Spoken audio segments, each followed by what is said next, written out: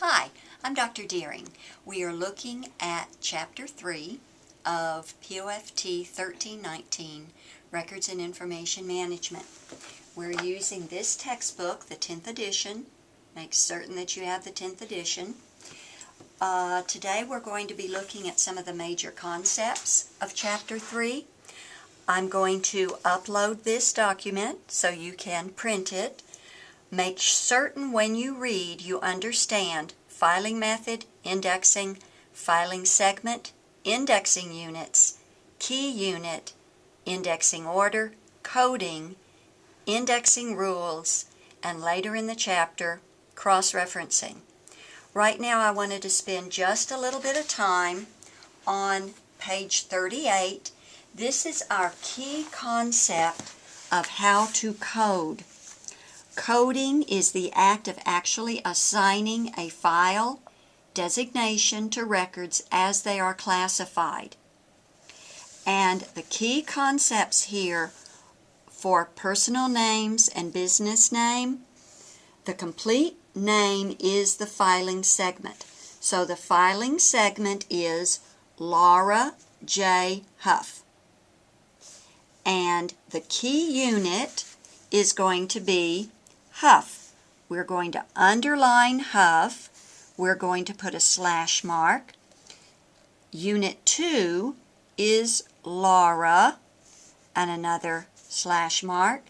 And then Unit 3 is J. Now, if we were working with the name Laura J. Huff, it would be Huff, key unit, Laura 2, J 3, and that's exactly how it would look. For a business name, Huff and Sons Construction, the entire name is the filing segment. The key unit is going to be the first name. Unit 2 is the second word. Unit 3 is the third word. And Unit 4 is the fourth word. And so if this were like in a letterhead, you would simply underline the key unit, identify Unit 2, identify Unit 3, and identify Unit 4. So make sure that you read that rule carefully and review the examples. On the bottom of 39, I just want to point out one other key unit, point. If we're looking at three names, Diane Rule, Diane M. Rule, and Diane Rule, they each have the same key unit, right? They each have the same key unit of rule. Unit 2 is going to be D-I-A-N-E. For the second name, Unit 2 is D-I-A-N-E. Unit 3 is going to be M. And then for the third name, Unit 2 is D-I-A-N-N-E. Now the reason that D-I-A-N-N-E comes after Diane, E in the alphabet comes before the N. So it is the N that makes the third identified name the third in the series, right? It's the M. This is nothing. So then we go to Unit 3. This is very important that you understand. Diane, Diane, then nothing, and then M, and then D-I-A-N-N-E. And even if this were A,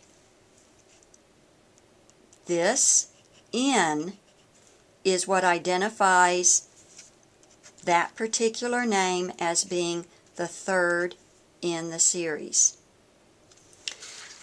All right, as we continue on with our textbook, we're looking at the 4 rules that are presented in this particular chapter.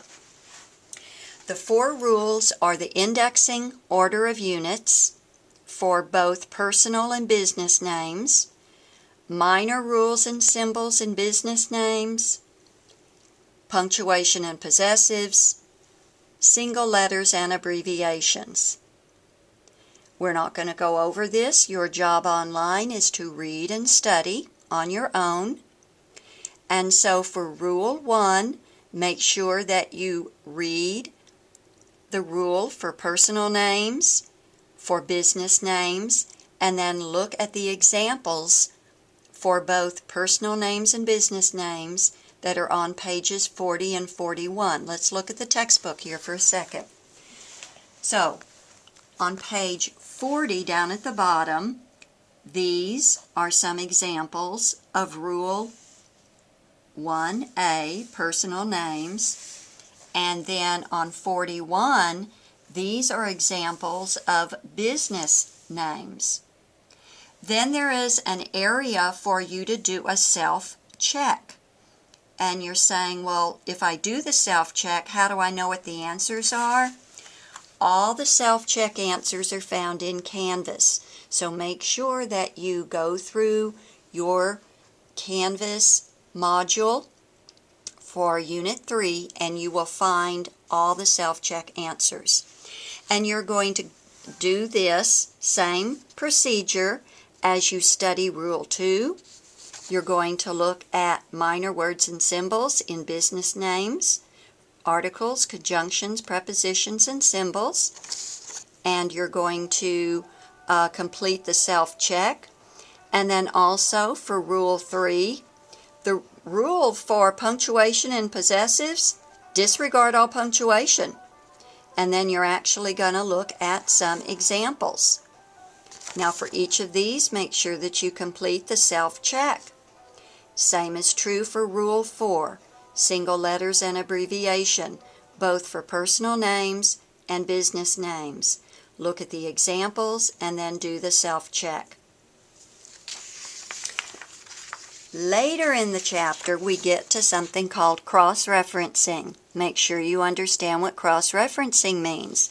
That's a real important concept. And as we look at that, on page 48, we see that a cross-reference shows the name in a form other than that used on the original record. And it indicates the storage location of the individual record. An example is going to be an unusual name like Charles David. Well, David is the last name, right? And that's the key unit. Charles is Unit 2. But might we get confused with Charles David? Is it David Charles or is it Charles David? That's why we do a cross-reference. Notice how that is set up. Key unit, Charles. Unit 2, David. Notice that S-E-E-C is in all caps, S-E-E. And then it's David, key unit, Charles. We do not code this part of the cross-reference. We do code the actual cross-reference segment right here. Same thing is true for these other examples. All right, those are unusual names. Hyphenated names. When you look at Wendy Reardon Bruce, it's going to be filed under the R for Reardon, but we also need to do a cross-reference for Bruce, Wendy Reardon. Bruce, key, Wendy, 2, Reardon, 3. And then as we look at alternate names, maybe there's someone whose name is Michelle Starr. That's what she goes by. But her last name is Starkinski. And so we would set up a cross-reference for that. And then make sure that you pay attention to these to this information up here so that you do understand why Faith Moran has actually 3 cross references. Similar names. You have the name Brown. That can be spelled Brown, Braun, or Braun. And again, we would need 3 separate cross references. One for Braun. See also Brown, Braun, and Braun. Cross reference for Braun. See also Brown, Braun, and Brown.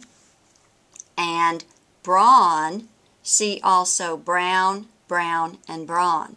I know it gets a little complicated. You have to slow down and really think about this. And then also an example for Johnson.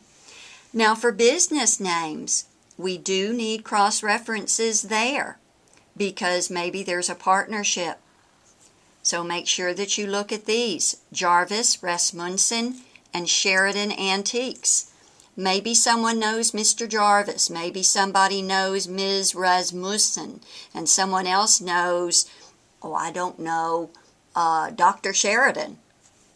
Well, we need cross-references for each of these. And you can look at this as like being in a choo-choo train. This is the engine. Then this car, then this car, then this car. So, this car is the key car, and it now moves to the back. So, this one is now the key car, then this one, and then we need our and then the one that was at the front is now at the back.